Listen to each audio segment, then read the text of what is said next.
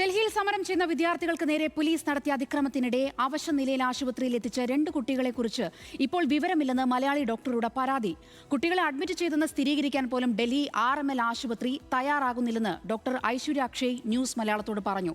പോലീസിന്റെ ക്രൂരത വിശദീകരിക്കാൻ പെല്ലറ്റ് ആക്രമണത്തിൽ പരിക്കേറ്റ യുവാവിനെ പ്രതിപക്ഷ നേതാവ് രാഹുൽ ഗാന്ധി മാധ്യമങ്ങൾക്ക് മുന്നിൽ ഹാജരാക്കി. അതേസമയം പോലീസ് നടപടിയിൽ പരിക്കേറ്റ് വെന്റിലേറ്ററിൽ ചികിത്സയിലുള്ള സാക്ഷിയുടെ നില അതീവ ഗുരുതരമായി തുടരുകയാണ്.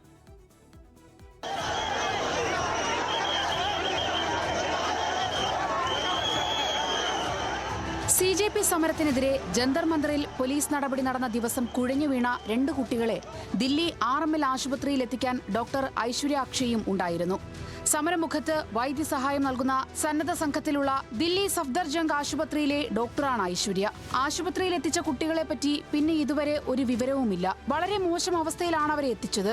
എന്നിട്ടും അഡ്മിറ്റ് ചെയ്തെന്ന് പോലും സ്ഥിരീകരിക്കാൻ അധികൃതർ തയ്യാറാകുന്നില്ല എന്നും ഡോക്ടർ ഐശ്വര്യ ന്യൂസ് മലയാളത്തോട് പറഞ്ഞു.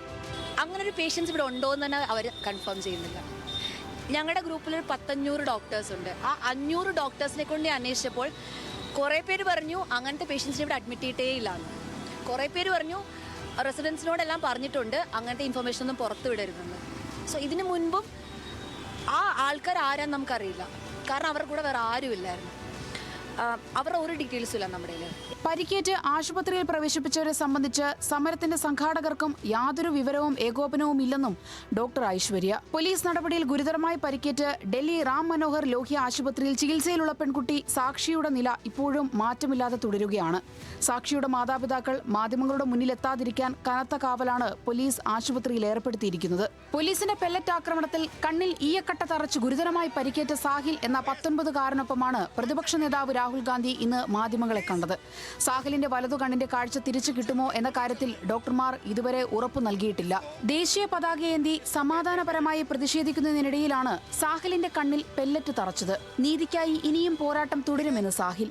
मेरा नाम साहिल है, मैं बस अपने लिए जस्टिस की मांग करता हूं. इनकलाब जिंदाबाद. കേന്ദ്ര വിദ്യാഭ്യാസ മന്ത്രി ധർമ്മേന്ദ്ര പ്രധാൻ ഒരു ക്രിമിനലാണെന്ന് രാഹുൽ ഗാന്ധി. വിദ്യാഭ്യാസ സമ്പ്രദായം പാടെ തകർന്നതിന്റെ പ്രതീകമായ മന്ത്രിയുടെ രാജിയല്ലാതെ പോരാട്ടത്തിൽ നിന്ന് പിന്നോട്ടില്ല. हमने पोजीशन क्लियर कर दी है, स्टूडेंट्स ने पोजीशन क्लियर कर दी है. जो उनकी मांग है उसे हम रिपीट कर रहे हैं. Dharmendra Pradhan is a criminal education minister. He has to be removed. He is a symbol of the collapse of our education system. He has to go. He is the reason my brother has got shot. He is the reason thousands of people are outside. He has to go. ഇതിനിടെ Delhi police സമരമുഖത്ത് ലൈംഗിക അതിക്രമം കാട്ടിയെന്ന ഗുരുതര ആരോപണം CJP പ്രക്ഷോഭകർ ഉന്നയിച്ചു. ആക്രമിച്ച പോലീസുകാരുടെ photo പങ്കുവയ്ക്കാൻ വെബ്സൈറ്റും തുടങ്ങി. എണ്ണി മറുപടി പറയിക്കാതെ അക്രമികളിൽ ഒരുവനെയും വിടില്ലെന്ന് CJP വക്താവ് സൗരവ് ദാസ്. छोटी बच्चियों का, लड़कियों का मोलेस्टेशन किया, सेक्सुअल असॉल्ट किया, वो एक पुलिस ऑफिसर को हम लोगों ने चेतावनी दी है कि हम लोग चुप नहीं बैठेंगे. हाँ, सब याद रखा जाएगा एंड हम लोग भूलेंगे नहीं कि क्या हुआ उन लोगों के साथ.